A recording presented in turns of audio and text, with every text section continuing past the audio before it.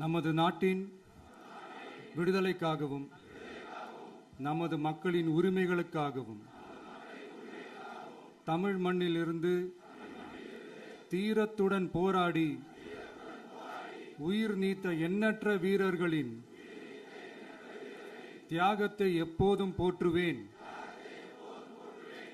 நமது அன்னை தமிழ் மொழியை காக்க உயிர் தியாகம் செய்த மொழிப்போர் தியாகிகளின் இலக்கை நிறைவேற்றும் வகையில் தொடர்ந்து பாடுபடுவேன். இந்திய அரசியலமைப்பு சட்டத்தின் மீதும்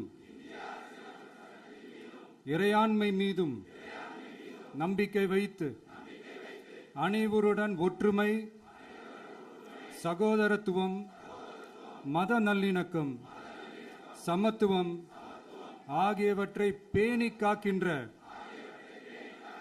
பொறுப்புள்ள தனி மனிதராக செயல்படுவேன். மக்களாட்சி, மதச்சார்பின்மை, சமூக நீதி பாதையில் பயணித்து என்றேன். சாதி, மதம், பாலினம், பிறந்த இடம் ஆகியவற்றில் பெயரில் உள்ள வேற்றுமைகளை களைந்து மக்களிடையே விழிப்புணர்வை ஏற்படுத்தி அனைவருக்கும் சம வாய்ப்பு, சம உரிமை கிடைக்க பாடுபடுவேன். பிறப்புக்கும் எல்லா உயிர்க்கும் என்ற சமத்துவ கொள்கையை கடைபிடிப்பேன் என்று உளமாற உறுதி கூறுகின்றேன். தேங்க்யூ.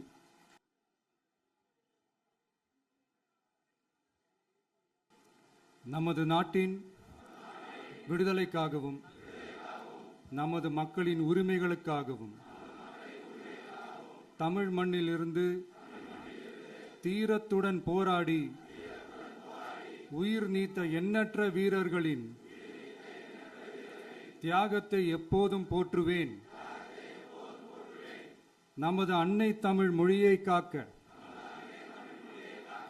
உயிர் தியாகம் செய்த மொழிப்போர் தியாகிகளின் இலக்கை நிறைவேற்றும் வகையில் தொடர்ந்து பாடுபடுவேன். இந்திய அரசியலமைப்பு சட்டத்தின் மீதும் இறையாண்மை மீதும் நம்பிக்கை வைத்து அனைவருடன் ஒற்றுமை, சகோதரத்துவம், மத நல்லிணக்கம், சமத்துவம் ஆகியவற்றை பேணி காக்கின்ற பொறுப்புள்ள தனி மனிதராக செயல்படுவேன். மக்களாட்சி, மதச்சார்பின்மை, சமூக நீதி பாதையில் பயணித்து என்றேன். சாதி, மதம், பாலினம், பிறந்த இடம் ஆகியவற்றில் பெயரில் உள்ள வேற்றுமைகளை களைந்து மக்களிடையே விழிப்புணர்வை ஏற்படுத்தி அனைவருக்கும் சம வாய்ப்பு,